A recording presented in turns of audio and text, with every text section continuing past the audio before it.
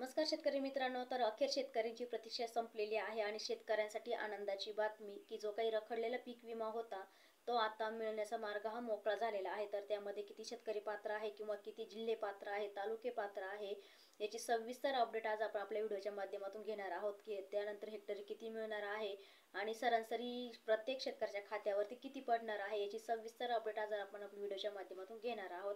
त्यापूर्वी तुम्ही जर चॅनलवर नवीन असाल तर असेच शेतीविषयक नवनवीन व्हिडिओ बघण्यासाठी चॅनलला सबस्क्राईब करा। तर सरासरी 2023 आणि 24 तर यामध्ये झालेली अतिवृष्टी, तर या अतिवृष्टीमध्ये शेतकऱ्यांचं मोठ्या प्रमाणावरती नुकसान झालेलं आहे आणि याच नुकसानीची भरपाई म्हणून किंवा शेतकऱ्यांना आता पुढच्या पिकासाठी आर्थिक दिलासा म्हणून जो काही पीक विमा मंजूर केलेला आहे तर तो येत्या 2 दिवसामध्ये सर्व शेतकऱ्यांच्या खात्यावरती जमा केला जाणार आहे। तर यामध्ये जे काही जिल्हे आपले पात्र आहे तर त्या जिल्ह्यांचे आपण सविस्तर अपडेट घेणार आहोत। तर शेतकरी मित्रांनो, 11 जिल्हे आहे तर ते जिल्ह्यांमध्ये सर्वप्रथम जो जिल्हा आहे तो म्हणजे अमरावती, त्याच्यानंतर अकोला असेल, यवतमाळ, बुलढाणा, वाशिम, त्याचबरोबर जालना, तर जे काही असे शेतकरी आहे त्याचबरोबर हिंगोली असेल, नांदेड, बीड आणि लातूर, तर या 11 जिल्ह्यातील शेतकऱ्यांना जुलै महिन्यामध्ये झालेली अतिवृष्टी, तर त्याच पार्श्वभूमीवरती आता जे काही अनुदान आहे तर ते अनुदानाचे पैसे शेतकऱ्याच्या खात्यावरती जमा होण्यास सुरुवात झालेली आहे आणि त्याचबरोबर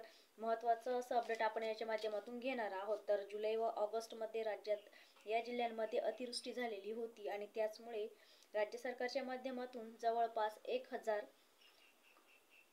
कोटीचं जे काही वितरण आहे ते शेतकऱ्याच्या खात्यावरती मंजूर करण्यात आलेलं आहे आणि त्याचबरोबर हे वितरण करण्यास सुरुवात देखील झालेली आहे। त्याचबरोबर शेतकऱ्यांच्या खात्यावरती जी काही आकडेवारी आहे ती त्यांच्या हेक्टरीनुसार पडणार आहे। तर त्यामध्ये जी काही आकडेवारी आपण जाणून घेणार आहोत तर त्यामध्ये अमरावती जिल्हा असेल तर अमरावती जिल्ह्यामध्ये 90,525 जे काही शेतकरी पात्र आहे तर त्या शेतकऱ्यांना सुद्धा आता राज्य सरकारच्या माध्यमातून हा पीक विमा जमा केला जाणार आहे। यामध्ये 90,255 जे काही शेतकरी आहे हे जवळपास अमरावती जिल्ह्यातील आहे आणि याचमध्ये एकंदरीतपणे आपण जर विचार केला तर या जिल्ह्यांमध्ये सुद्धा अकोल्यामध्ये 577 जे काही शेतकरी आहे ते पीक विम्यासाठी पात्र आहे आणि याचमध्ये 2,05,517 शेतकऱ्यांच्या खात्यावरती 144 कोटी 28 लाख इतकी जी काही निधी आहे ती मंजूर करण्यात आलेली आहे। तर यामध्ये सुद्धा ही जी काही वाटपाची कार्यवाही आहे ती प्रशासनाच्या माध्यमातून सुरू करण्यात आलेली आहे आणि त्याचबरोबर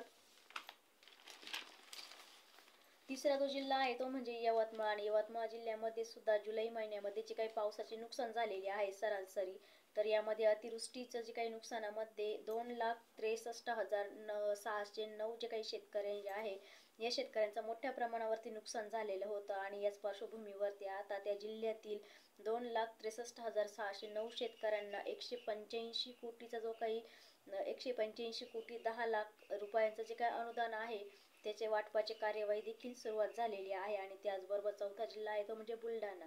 तर बुलढाणा जिल्ह्याचा सुद्धा जर आपण विचार केला तर बुलढाणा जिल्ह्यामध्ये सुद्धा 1,48,423 जे काही शेतकरी आहे त्या शेतकऱ्यांसाठी सुद्धा 155 कोटी आणि 23 लाख रुपयाचे जे काही मंजूर अनुदान आहे ते शेतकऱ्यांच्या खात्यावरती येत्या 2 दिवसामध्ये वितरित केलं जाणार आहे। त्याचबरोबर पाचवा जो जिल्हा आहे तो म्हणजे महत्त्वाचा असा जिल्हा आहे तो म्हणजे वाशिम आणि वाशिम जिल्ह्याचा जर आपण विचार केला तर वाशिम जिल्ह्यामध्ये सुद्धा 7,165 शेतकऱ्यांच्या खात्यावरती 47 कोटी 14 लाख रुपयांचं निधीचं जे काही वितरण आहे ते करण्यात आलेलं आहे आणि त्याचबरोबर जालना जिल्हा असेल तर जालना जिल्ह्यामध्ये सुद्धा 282 शेतकरी पात्र आहे आणि यांना 33 लाख रुपयाचं जे काही अनुदान आहे हे वितरित केलं जाणार आहे आणि तशी मान्यता देखील देण्यात आलेली आहे। तर सातवा जिल्हा आहे तो म्हणजे परभणी। तर परभणी जिल्ह्यामध्ये सुद्धा 201 शेतकरी पात्र झालेले आहे आणि त्याचबरोबर 201 शेतकऱ्यांच्या खात्यावरती 27 लाख रुपयाचं जो काही वितरण आहे ते मंजूर झालेलं आहे। त्याचबरोबर आठवा जो जिल्हा आहे तो म्हणजे हिंगोली। तर हिंगोली जिल्ह्यामध्ये सुद्धा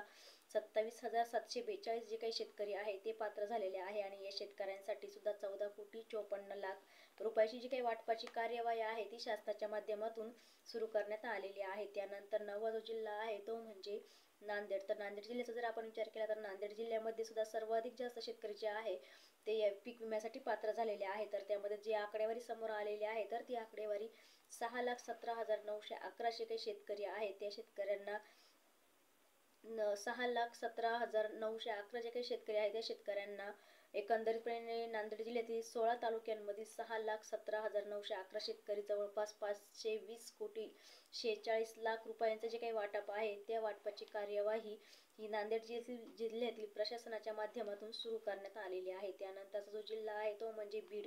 तर बीड जिल्ह्यामध्ये सुद्धा 127 शेतकरी पात्र झालेले आहे आणि या 127 शेतकऱ्यांना 9 लाख रुपयाचे जे काही मंजुरी अनुदान आहे म्हणजे दुष्काळी अनुदान आहे, नुकसान भरपाई, तर ती त्यांच्या खात्यावरती जमा करण्यात आलेली येणार आहे. तर त्याचबरोबर पुढचा जो जिल्हा आहे तो म्हणजे शेवटचा आणि 11वा तर तो आहे लातूर. तर लातूर जिल्ह्यामध्ये सुद्धा फक्त 32 शेतकरी जे आहे ते पात्र झालेले आहे आणि याच शेतकऱ्यांना 2,92,000 रुपयाचे जे काही मंजुरी अनुदान आहे ते वाटपाची कार्यवाही देखील सुरू करण्यात आलेली आहे. तर एकंदरीत जुलै महिन्यात व ऑगस्ट महिन्यात जो काही पडलेला मोठ्या पावसाचा अतिवृष्टी होती, तर त्या अतिवृष्टीचं झालेले ही नुकसान भरपाई म्हणून त्याच पार्श्वभूमीवरती आता सर्व शेतकऱ्यांच्या जमिनीचे आणि पिकाचे जे काही नुकसान झालेले आहे किंवा सर्व शेतकऱ्यांच्या जमिनी काही ठिकाणी खरडून गेलेल्या आहेत, तर त्याच अशा दोन्ही शेतकऱ्यांचे नुकसान झालेले आहे आणि त्याचमुळे आता अकोला, अमरावती, यवतमाळ, बुलढाणा, वाशिम, जालना, परभणी, हिंगोली, नांदेड व बीड, लातूर असे जे काही 11 जिल्हे आहेत, तर या 11